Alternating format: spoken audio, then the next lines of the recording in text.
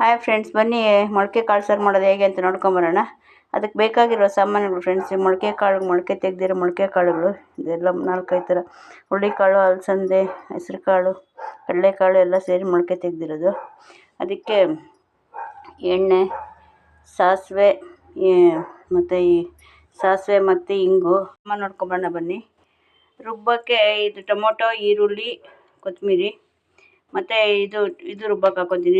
ಮೆಣಸಿನ್ಕಾಯಿ, ಒಣಮೆಣಸಿನ್ಕಾಯಿ, ಖಾರದ ಪುಡಿ, ಕೊಬ್ಬರಿ ಮತ್ತು ಇದು ರುಬ್ಬಕ್ಕೆ ಹಾಕ್ಕೊತೀನಿ ಇಷ್ಟು. ಮತ್ತು ಇದು ಒಂದು ಈರುಳ್ಳಿ ಬಂದು ಒಗ್ಗರಣೆಗೆ, ಟೊಮೊಟೊ ಒಗ್ಗರಣೆಗೆ, ಆಮೇಲೆ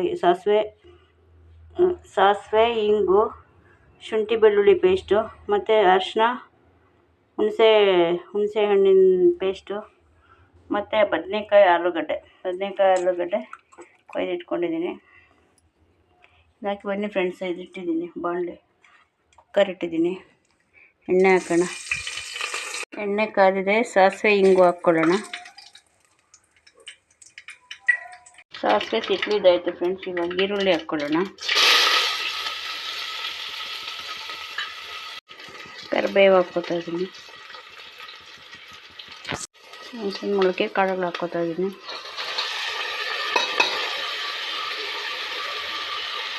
ಹಸಿ ವಾಸನೆ ಹೋಗುತ್ತೆ, ಸ್ವಲ್ಪ ಫ್ರೈ ಮಾಡ್ಕೋಬೇಕು ಎಣ್ಣೆಯಲ್ಲೇ.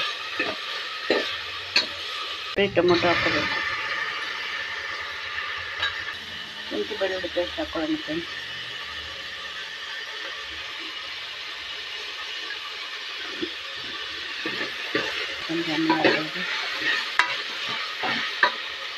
ಹಾಕಿರಂಗೆ ತರಕಾರಿ ಹಾಕೋಣ.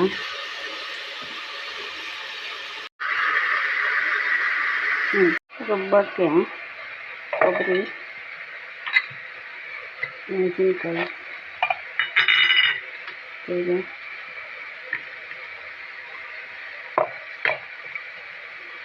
ಕರಿಬೇವು, ಕೊತ್ತಂಬರಿ ಸ್ವಲ್ಪ ಜಾಸ್ತಿ ಹಾಕ್ಕೊಳ್ಳೋ ಫ್ರೆಂಡ್ಸ್, ಚೆನ್ನಾಗುತ್ತೆ. ರುಬ್ಕೊಂಬರೋಣ ಬನ್ನಿ. ಮಸಾಲೆ ರೆಡಿ ಆಗಿದೆ. ಎಣ್ಣೆ ಹಾಕೋಣ.